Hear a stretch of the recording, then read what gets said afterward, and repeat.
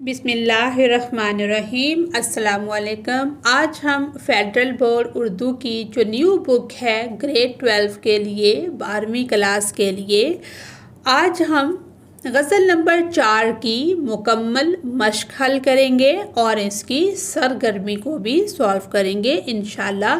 پچھلی ویڈیو میں ہم نے اس غزل کی مکمل تشریح کی تھی۔ فنی محاسن، شعری اصناف، مشکل الفاظ کے معنی اور مفہوم کو سمجھتے ہوئے تشریح اس کی مکمل ہو چکی ہے۔ آج ہم اس کی مشق کو اور سرگرمی کو حل کرتے ہیں۔ یہاں سے ہماری مشق جو ہے یہ شروع ہوتی ہے۔ سوال نمبر 1، پہلا سوال ہے، درج ذیل سوالات کے درست جواب کی نشاندہی کریں۔ اسٹیٹمنٹ نمبر 1 یا فرسٹ اسٹیٹمنٹ ہے ہماری کہ ہم آواز الفاظ کو کیا کہتے ہیں؟ قافیہ۔ سیکنڈ اسٹیٹمنٹ ہے قافیہ کے بعد دہرائے جانے والے الفاظ کو ردیف کہتے ہیں۔ صحیح جواب یہ ہے۔ تھرڈ اسٹیٹمنٹ ہے ایسی غزل جس میں ردیف استعمال ہو اسے کیا کہتے ہیں؟ مردف کہتے ہیں اسے۔ نیکسٹ اسٹیٹمنٹ ہے مطلع غزل کا کون سا شعر ہوتا ہے؟ پہلا۔ نیکسٹ اسٹیٹمنٹ ہے وہی خواب آنکھوں میں ڈال دے جو نشاط شام وصال دے، جو پلک جھپک میں گزر گئے مجھے پھر وہی میں وصال دے۔ اس شعر میں قافیہ کون سے الفاظ کو کہیں گے؟ ڈال، وصال، سال۔ نیکسٹ اسٹیٹمنٹ ہے عورتوں سے متعلق باتیں کرنا قواعد کی رو سے کس کے معنی میں ہے؟ غزل۔ سوال نمبر 2 ہے درج ذیل اشعار پڑھ کر دیے گئے سوالات کے جواب دیں۔ جواب لکھیں۔ یہ شعر ہم پڑھ لیں گے۔ جی، سوالات یہ ہیں۔ سوال نمبر 1، پہلا سوال ہے پہلے شعر میں شاعر نے کن خواہشات کا اظہار کیا ہے؟ شاعر نے خواہش ظاہر کی ہے کہ اسے وہی خواب دوبارہ دیکھنے کو ملیں، وہی وصال کی شاموں کی خوشی سے بھرپور تھے جو وصال کی یعنی کہ قرب کی شاموں کی خوشی سے بھرپور تھے، ساتھ ہی وہ گزرے ہوئے ماضی کے حسین میں وصال سال اور مہینے واپس پانے کی تمنا کرتا ہے۔ دوسرا سوال ہے درج بالا اشعار میں قافیہ ردیف کی نشاندہی کریں، یعنی کہ یہ ہے قافیہ اس میں ہے ڈال، وصال، سال، جمال، بال، کمال، اور ردیف جو ہے دے، پرو بال دے، جمال دے، میوسال دے، وصال دے۔ دے کیا ہے؟ ردیف۔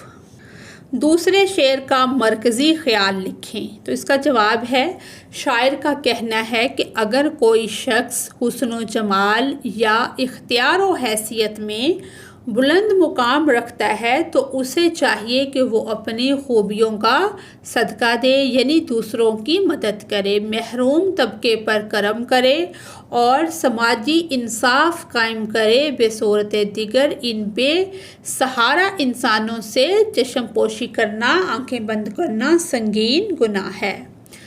اگلا سوال ہے تیسرے شعر میں شاعر نے پروبال کی ضمانت کیوں طلب کی ہے؟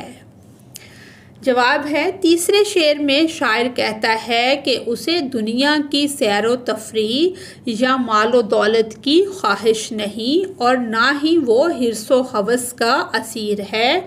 وہ قفس یعنی دنیا یا مشکلات کی قید میں رہنے کو بھی قبول کرتا ہے، بشرط یہ کہ شرط اس کی یہ ہے کہ اسے اپنے پروبال یعنی آزادی خیال، تخلیق یا شخصیت کی حفاظت کی ضمانت مل جائے۔ شاعر دراصل یہ کہہ رہا ہے کہ وہ جسمانی قید کو تو برداشت کر سکتا ہے لیکن اگر اس کی سوچ، تخیل یا آزادی کو مجروح کیا جائے تو یہ چیز اس کے لیے ناقابل برداشت ہے۔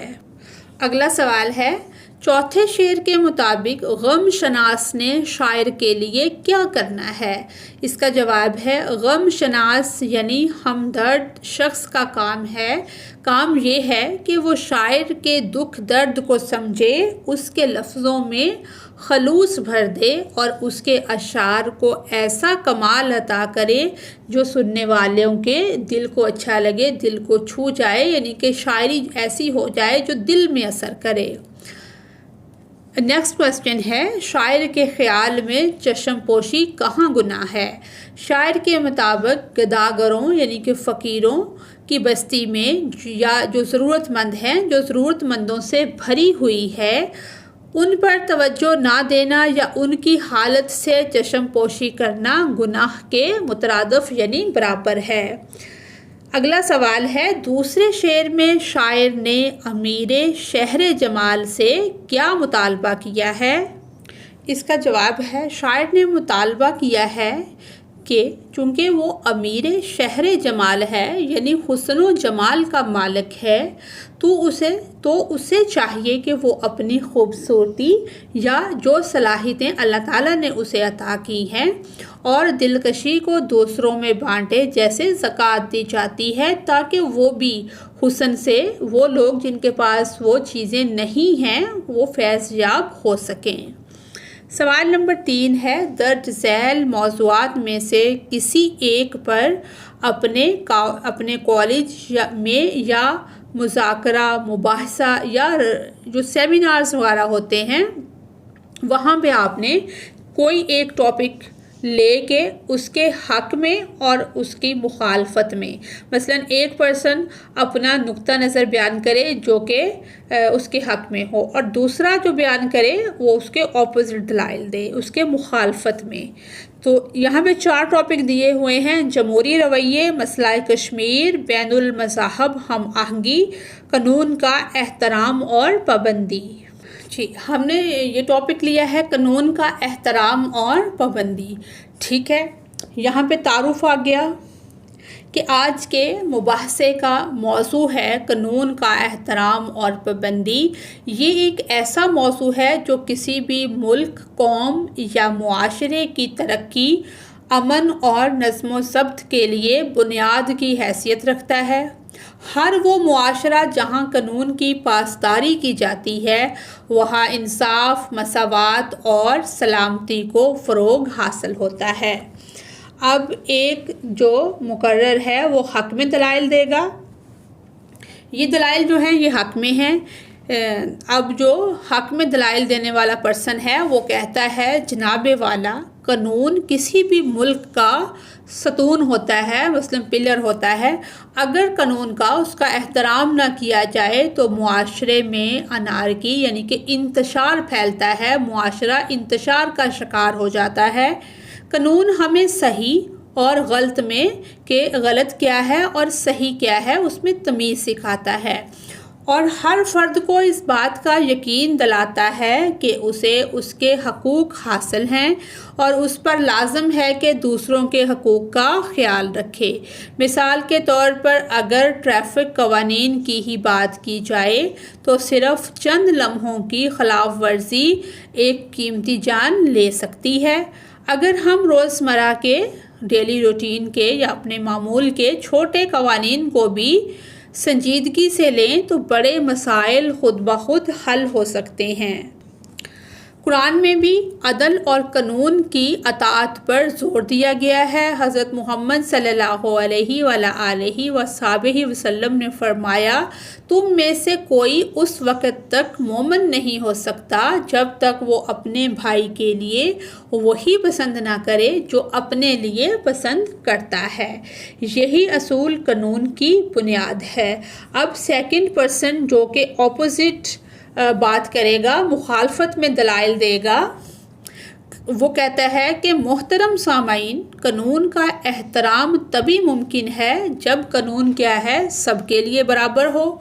बदकिस्मती से हमारे मुआशरे में कानून अमीरों के लिए कुछ और गरीबों के लिए कुछ और है। जब कानून नाफिज करने वाले खुद कानून को तोड़ें, रिश्वत, सफारिश, अकरबा परवरी हो, تو کیا ہوتا ہے، عام آدمی قانون کی پابندی کیوں کرے کہ قانون جو ہے وہ صرف ہے ہی عام لوگوں کے لیے، خاص لوگوں کے لیے وہ قانون بنا ہی نہیں۔ ایسے ماحول میں قانون صرف ایک کاغذی ہتھیار بن جاتا ہے۔ پھر اختتام۔ جناب صدر، قانون کی عزت اور پابندی صرف اسی وقت ممکن ہے جب انصاف ہو، قانون سب کے لیے برابر ہو اور ہر فرد اپنے ذاتی مفاد سے بالاتر ہو کر بڑھ کر سوچے، اجتماعی بہتری کے لیے اپنی سوچ کو لائے یا آگے بڑھے۔ ہمیں نہ صرف قانون کا احترام کرنا ہے بلکہ اس پر عمل کر کے دوسروں کے لیے مثال بھی بننا ہے۔ اس کے بعد ہے مطلع ثانی اور مقطع۔ غزل یا قصیدے کے پہلے شعر کو مطلع کہتے ہیں، جس کے دونوں مصرعے ہم قافیہ یا ہم ردیف ہوتے ہیں۔ اگر مطلع کے بعد شعر میں بھی مطلع جیسا اہتمام ہو تو اسے مطلع ثانی کہیں گے۔ غزل یا قصیدے کا آخری شعر جس میں شاعر اپنا تخلص استعمال کرے مقطع کہلاتا ہے۔ تو مثالیں ہیں اس کی، یہ مطلع ہے، آج بھی قافلہ عشق رواں ہے کہ جو تھا وہی میل اور وہی سنگ نشاں ہے کہ جو تھا، پھر تیرا غم وہی، یہ مطلع ثانی ہے، وہی رسوائے جہاں ہے کہ جو تھا، پھر فسانۂ بے حدی سے گراں ہے کہ جو تھا۔ اور یہ مقطع ہے، تیرۂ بختی نہیں جاتی دل سوزاں کی فراق، شمع کے سر پہ وہی آج دھواں ہے کہ جو تھا۔ مثال نمبر 2، دوسری مثال ہے، مطلع ہے، کارگر عشق میں اب تک غم پنہاں نہ ہوا، میں ابھی بے خبر کلفت ہجراں نہ ہوا۔ یہ مطلع ثانی ہے، مانع دشت نوردی مجھے زندہ نہ ہوا، در و دیوار سے کچھ ہوش کا سماں نہ ہوا۔ یہ مقطع ہے، اہل زنداں کا یہ مجمع ہے، ثبوت اس کا فراق کہ بکھر کر بھی شریزہ پریشاں نہ ہوا۔ سوال نمبر 4 ہے، اس غزل کے مطلع اور مقطع کی نشاندہی کریں اور 2-3 جملوں میں ان کے استعمال کی اہمیت واضح کریں۔ ابھی ہے، یہ اس غزل کا مطلع ہے، وہی خواب آنکھوں میں ڈال دے جو نشاط شام وصال دے، جو پلک جھپک میں گزر گئے مجھے پھر وہی وصال دے۔ اور مقطع ہے دعائے محسن بے نوا کہ نگار شعر کو ہو عطا، وہ چمک جو تابش مہر دے، وہ مہک جو نافع غزال دے۔ اب ہم اس کی اہمیت دیکھ لیتے ہیں۔ مطلع غزل کا پہلا شعر ہوتا ہے جس میں دونوں مصرعے ہم قافیہ ہوتے ہیں۔ اس شعر سے غزل کا بنیادی مزاج، موضوع اور جذبات کا تعارف ملتا ہے۔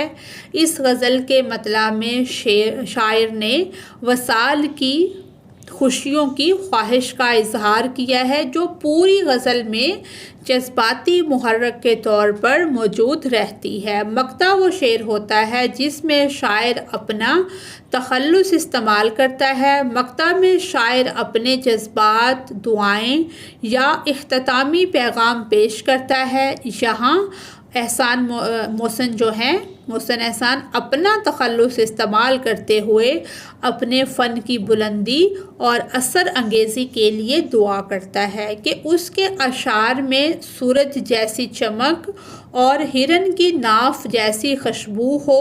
اس سے شاعر کی فنی خودآگاہی اور جذبہ ارتقاء ظاہر ہوتا ہے۔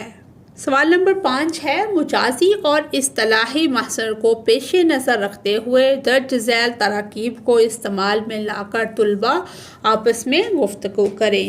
یہاں یہ تراکیب اور ان کو جملوں میں استعمال کا بتایا گیا ہے۔ گفتگو آپ نے خود کرنی ہے۔ آسمان سے باتیں کرنا، اب تو وہ دولت کے نشے میں آسمان سے باتیں کرتے ہیں۔ ہاتھ دکھانا، وہ شعبدہ باز ایسا ہاتھ دکھاتا ہے کہ دیکھنے والا حیران رہ جاتا ہے۔ سبز باغ دکھانا، سیاست دانوں نے عوام کو پھر سبز باغ دکھائے۔ مگر عملی طور پر کچھ نہ کیا۔ گریائے یعقوب، بیٹے کی جدائی میں ماں نے گریائے یعقوب سے اپنی حالت خراب کر رکھی ہے۔ قبر دارا، نہ گورے سکندر نہ ہے قبر دارا، مٹے نامیوں کے نشاں کیسے کیسے۔ اینٹ سے اینٹ بجانا، مظاہرین نے حکومت کی اینٹ سے اینٹ بجا دی اور سارا نظام ہلا دیا۔ آنکھیں دکھانا، ماں نے بچے کو بہت آنکھیں دکھائیں مگر وہ اپنی بات پر اڑا رہا۔ قارون کا خزانہ، اس کے پاس اتنی دولت ہے جیسے قارون کا خزانہ ہاتھ لگ گیا ہو۔ آگے سوال نمبر 6 ہے، درج ذیل شعر کی نثر بنائیے اور اس کا مفہوم برقرار رکھتے ہوئے متبادلات سے واقف ہوتے ہوئے استعمال کریں۔ آگے اس متکبر کے ہم خدا خدا کیا کرتے ہیں، کب موجود خدا کو وہ مغرور خود آرا جانے ہے۔ اب اس کی نثر ہم نے بنانی ہے کہ ہم اس گھمنڈی شخص کے سامنے عاجزی سے اللہ اللہ کرتے ہیں، لیکن وہ متکبر اور خود پسند انسان اللہ کی موجودگی کو نہیں جانتا۔ جی، اس کے بعد ہے اصناف نظم کے محاسن کا تصور اور شناخت۔ سب سے پہلے ہے صنعت تلمیح، یعنی کہ تلمیح کے لغوی معنی اشارہ، یعنی کہ جب شعر میں کسی کی طرف اشارہ کرتے ہیں تو وہ صنعت تلمیح کہلاتی ہے، جیسے ابن مریم ہوا کرے کوئی، میرے دکھ کی دعا کرے کوئی۔ اس کے بعد ہے صنعت تکرار، کہ ایک لفظ کا بار بار استعمال ہونا، جیسے اس شعر میں کہہ کہہ کر، کہہ کہہ کر، کہہ کہہ کر، یہ کہہ کا لفظ جو ہے یہ تکرار ہوئی ہے اس کی بار بار، اس لیے اسے صنعت تکرار کہیں گے۔ اس کے بعد ہے صنعت میرات النظیر، کے کلام میں ایسے الفاظ لے کر آنا جن کی آپس میں کوئی نہ کوئی نسبت ہو لیکن وہ باہم متضاد نہ ہوں، صنعت میرات النظیر کہلاتے ہیں۔ اس کے بعد ہے رعایت لفظی، کسی لفظ کو اس طرح استعمال کرنا کہ دو معنی نکلے، جس طرح ہم نے میر درد کی وہ غزل تھی جس میں لفظ جو درد ہے وہ درد کے لیے بھی اور انہوں نے اپنے تخلص کے لیے بھی استعمال کیا تھا۔ اس کے بعد ہے صنعت مبالغہ، مبالغہ سے مراد ہے حد سے بڑھنا۔ شعری اصطلاح میں مبالغہ اس صنعت کا نام ہے جس کے ذریعے کسی شے یا شخص کی بعید از قیاس یعنی کہ ناقابل یقین حد تک بڑھا چڑھا کر اس کو پیش کیا جاتا ہے، تعریف یا مذمت کی جاتی ہے تو اس کو صنعت مبالغہ کہتے ہیں۔ اس کے بعد ہے صنعت حسن تعلیل، کلام میں کسی بات یا چیز کی علت، وجہ یا سبب بیان کرنا جو در حقیقت علت نہ ہو۔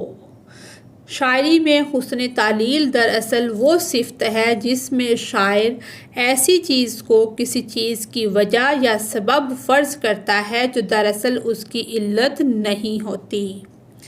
یہ اس کی مثال ہے۔ اب ہم نے یہ کچھ اشعار دیے گئے ہیں، ان میں ہم نے بتانا ہے رعایت لفظی، حسن تعلیل، صنعت تلمیح، صنعت تکرار اور صنعت میرات النظیر اور صنعت مبالغہ کی ہم نے شناخت کرنی ہے۔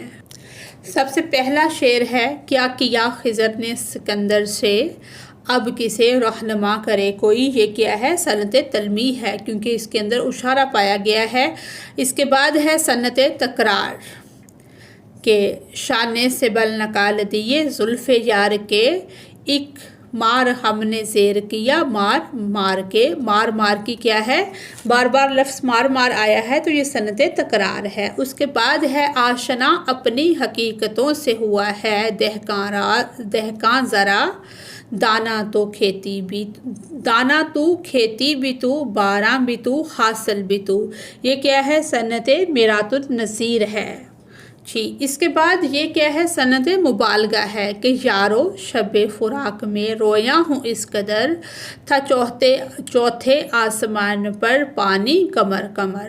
یعنی کہ اب چوتھے آسمان پر تو کوئی نہیں گیا، نہ کسی نے دیکھا ہے، تو یہ کیا ہے؟ صنعت مبالغہ ہے۔ آگے حسن تعلیل ہے، اڑتی تھی خاک خشک تھا چشمہ حیات کا، کھولا ہوا تھا دھوپ سے پانی فرات کا۔ یعنی کہ کھولا ہوا تھا دھوپ سے پانی فرات کا، یہ حسن تعلیل ہے۔ آگے صنعت مبالغہ ہے، سرخی اڑی تھی پھولوں سے، سبزی گیا وہ، پانی کنووں میں اترا تھا سائے کی چاہ سے، یعنی کہ سبزی گیا سے، سائے کی چاہ سے، یہ کیا ہے؟ صنعت مبالغہ ہے۔ اس کے بعد ہے ہماری سرگرمی۔ ہم نے ڈیجیٹل لائبریری کو استعمال کرتے ہوئے منیر نیازی کے تمام شعری مجموعوں کی فہرست مرتب کرنی ہے، اور ان کی اشاعت کے جب یہ پبلش ہوئے ہیں ان کا جو سن ہے وہ بھی ہم نے ساتھ لکھنا ہے۔ جی، سب سے پہلا ہے تیز ہوا اور تنہا پھول، یہ پہلا شعری مجموعہ ہے، یہ ہوا ہے 1959 سے 1991، اور سیکنڈ پہ جنگل میں جنگل میں دھنک جو ہے یہ سیکنڈ والا ہے۔ تھرڈ والا ہے دشمنوں کے درمیان شام، چوتھا ہے ماہ منیر، پانچواں ہے اس بے وفا کا شہر ہے اور ہم ہیں دوستو۔ اس کے بعد ہے 6 رنگین دروازے، ساتواں ہے آغاز زمستان میں دوبارہ، آٹھواں ہے ساعت سیار، نوواں ہے پہلی بات ہی آخری تھی۔ 8ویں نمبر پر ہے ساعت سیار، 9 پہلی بات ہی آخری تھی، 10 ہے ایک دعا جو میں بھول گیا تھا، 11ویں نمبر پر ہے سفید دن کی ہوا، 12ویں نمبر پر ہے ایک مسلسل، اس کے بعد ہے کلیات منیر، 14ویں نمبر پر ہے پنجابی شاعری کے 3 مجموعے۔ یہ ہماری سرگرمی بھی مکمل ہوئی ہے، اسی کے ساتھ ہی ہماری آج کی یہ ویڈیو بھی مکمل ہوتی ہے۔ اگر آپ کو میری ویڈیو سے کوئی رہنمائی ملتی ہے تو میری ویڈیو کو لائک اور چینل کو سبسکرائب کریں۔ Thanks for watching us.